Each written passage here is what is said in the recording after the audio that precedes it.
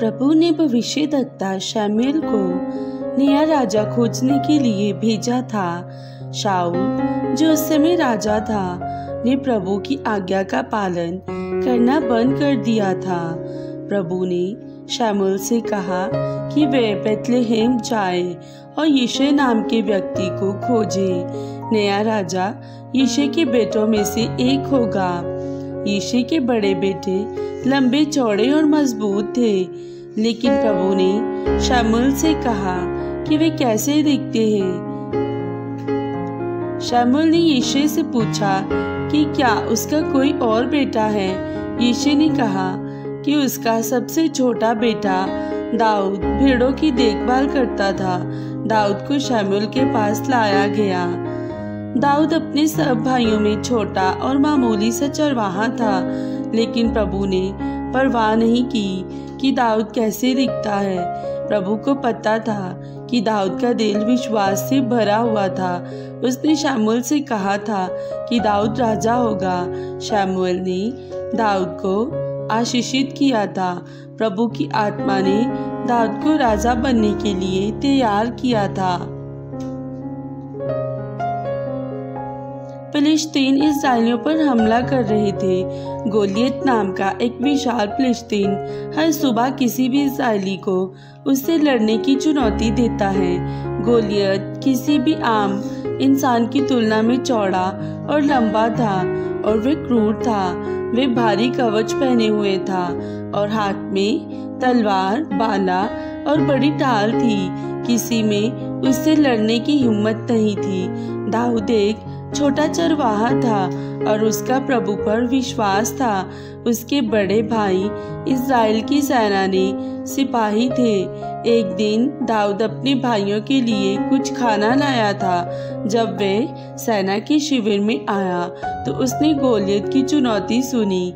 दाऊद ने सैनिकों से पूछा कि कोई भी इस्राएल को बचा क्यों नहीं पा रहा है। उसके भाई क्रोधित हुए और उन्होंने उसे भेड़ों की देखभाल करने के लिए जाने को कहा, लेकिन दाऊद जानता था कि प्रभु इस्राएल की रक्षा करेगा। राजा शाऊल दाऊद के विश्वास के बारे में जानता था, इसलिए उसने दाऊद को मिलने बुलाया। दाऊद ने शाऊल से कहा कि वे गोलियत से लड़ने से नहीं डरता। दाऊद ने बताया कि एक बार जब वे भेड़ों को चरा रहा था तो उसने एक शेर और भालू को मार गिराया था। तब प्रभु ने उसकी रक्षा की थी और दाऊद जानता था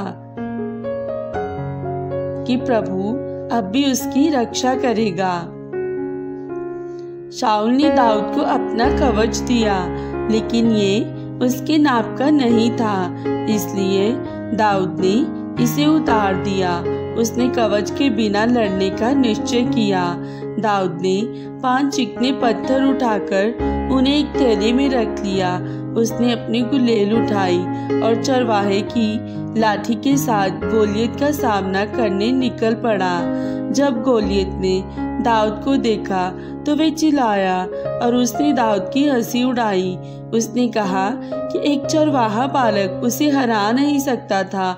दाऊद ने पलटकर उसे जवाब दिया कि उसे प्रभु पर विश्वास है कि वे उसकी रक्षा करेगा। दाऊद ने कहा कि प्रभु की महानता दिखाने के लिए वह गोलियत को हराएगा। दाऊद गोलियत की तरफ दौड़ा। उसने तुरंत अपनी गुलेल से एक पत्थर फेंका। पत्थर गोलियत के माथे पर लगा और विशालकाय गोलियत जमीन पर ढेर हो गया। प्रभु ने बिना तलवार या कवच के गोलियत को हराने में दाऊद की मदद की थी। जब पलिश्तियों ने देखा कि गोलियत मर गया है तो वे डर के मारे भाग खड़े हुए। इस्राएलियों ने लड़ाई जीत ली। दाऊद को प्रभु पर विश्वास था और प्रभु ने इस्राएल की रक्षा की थी।